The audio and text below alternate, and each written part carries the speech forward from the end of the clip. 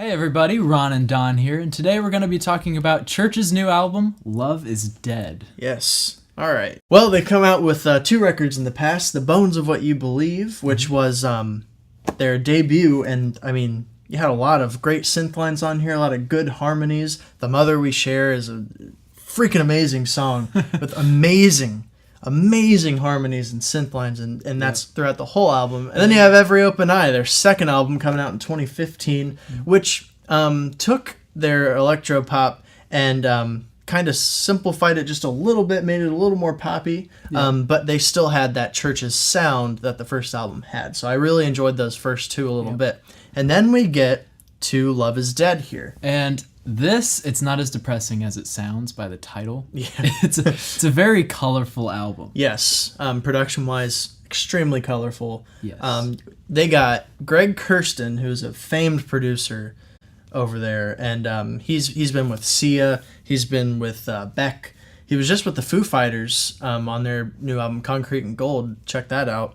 And he really brings a lot to the table here. Mm-hmm. And you can kind of tell with this album is a little more mainstream, a little more poppy. Yeah. In the lyrics and in the production, just a little bit on certain songs. Mm-hmm. So let's just dive into it here. Let's do it. Yeah. So we start with Graffiti, and I really enjoyed this song when I first listened to it. The instrumental is it's so much fun. It's colorful, it's bright, it's fun, it's catchy.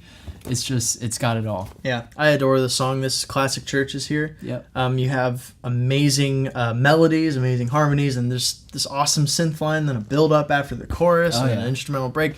I gotta love this track. This one is a standout for me. Great start to this album. Yes. Then we get to Get Out. So, my only flaw with this song is it's very repetitive. Yes. And that kind of, it doesn't plague the album. It just shows up quite a bit. A lot of repetitive lyrics. I think the lyrical work on this album is kind of subpar compared to the last two. However, the production on here is amazing, and it really helps this song. And on this song, you cannot deny that it is catchy. It gets stuck in your head. Yeah, definitely. You just want to sing along to it. It's really good. The melody is amazing. It's colorful.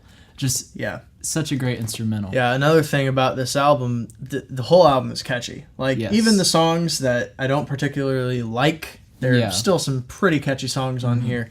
And that holds true with Deliverance, the next track. Yes. Pretty good chorus, really catchy.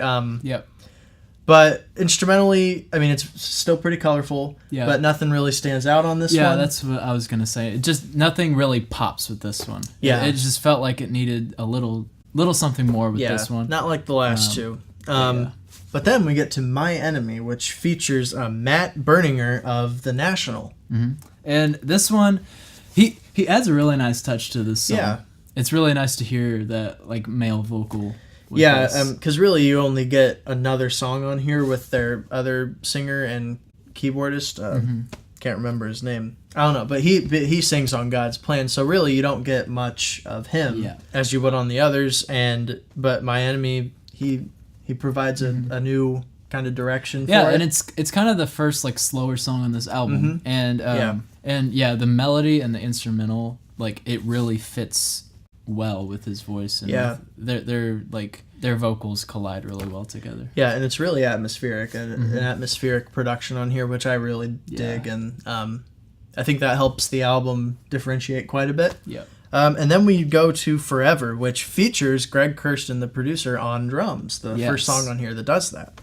Yep, the drums really help with this song a lot. Yeah, definitely. I don't know. It adds a lot to the instrumental. Yeah, I don't think I would enjoy it as much if the drums weren't kind of like, the production of the drums weren't as good as they are. But yeah, the instrumental's really good. Yeah. There's nothing too much that stands out on this one, though. No. And then this is another one where the lyrics kind of get a little repetitive. Yeah. Not exactly in the way, because this is still a super fun song, but they are still pretty repetitive. But I love that. I mean, the instrumentals, the synths are swaying here. I really like that. And it's just another catchy song. Yep. And then we go on to Never Say Die, and this is one of my personal favorites on this album, actually. I love that pre-chorus into the chorus. Yeah, it's good. They add this like really heavy synth. Yes. And you can hear it like go. Yeah. I love that. It's awesome. And it just builds into this big chorus, and I love how they add the keyboardist singing here when he's like, "Didn't you say that?" I like that. Yeah. They really come together on this song, and it's just really catchy. It's really well put together. Yeah. I think the instrumental is what saves this for me also. Yes.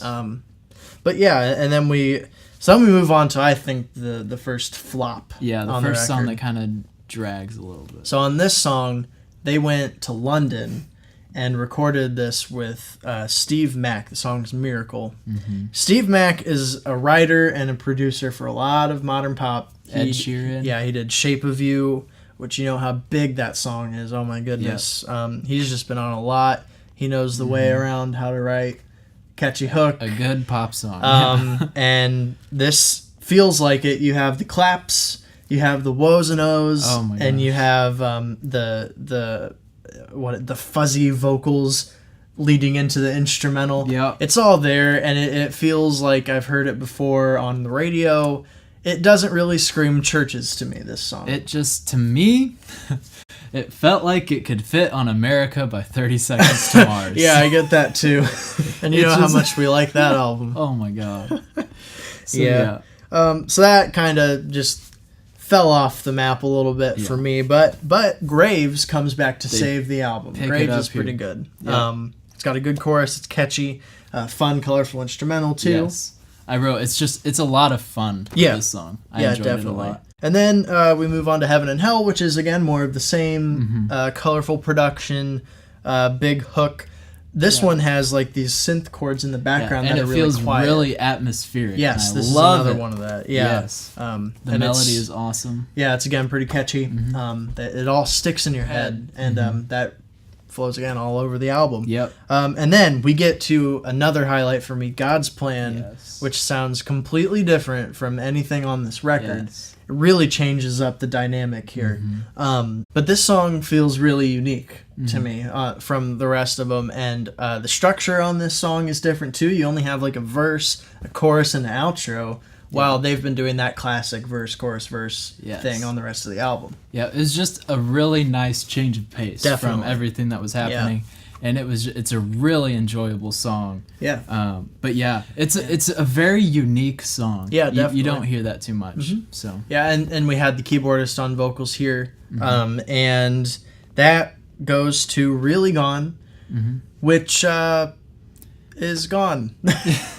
This song just didn't really do it for me. There was nothing here that stood out, even vocally and production wise. Yeah, I wanted something else added here and there. This is just really the piano and her singing, and it's just hard to stay interested, really. Yeah, like she's got a really nice, the vocal is really good. It's just kind of really hard to stay interested. Yeah, maybe if it were shorter. Yeah. I don't know. It's already pretty short. Like, there's just nothing on that song that really stood out from the rest, and it was kind of a bore. And then that goes to this instrumental interlude 2 in Roman numerals, which kind of introduces things into Wonderland. Yeah. And we had Greg Kurstin again on drums and piano for this. I mean, it's an interlude. There's just nothing. And then Wonderland is the end. I like the vocal melody and I like the reverb drums, but there's nothing else in the song that really keeps me interested.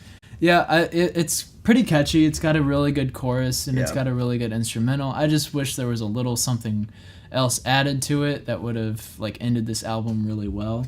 Yeah, because it's a good song. It just I wanted something a little bit more. Yeah. Well, I mean, overall, this album had a really colorful production that really helped it out.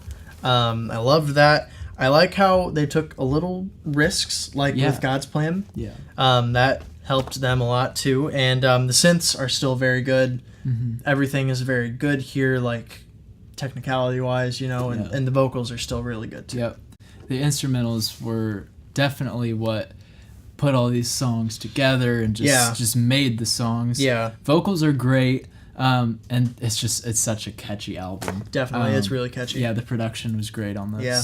What were some negatives that you had? Some songs kind of lost it lost it for me. Like there just needed to be something else that would have made it pop. Yeah, definitely. And it just kind of felt repetitive at times with certain songs. Yeah. But overall, those are just a few here and there. Yeah, so I mean, yeah, some songs definitely needed more, like Really Gone and Miracle. Yeah. But, and then there were just some oversimplified lyrics and underwritten lyrics that you don't really get with them. Like, we've seen them do better on their last 2 albums, so by now we're kind of expecting, like, some pretty good lyrics. Like, a little repetition here and there isn't bad, but we've just seen them do better.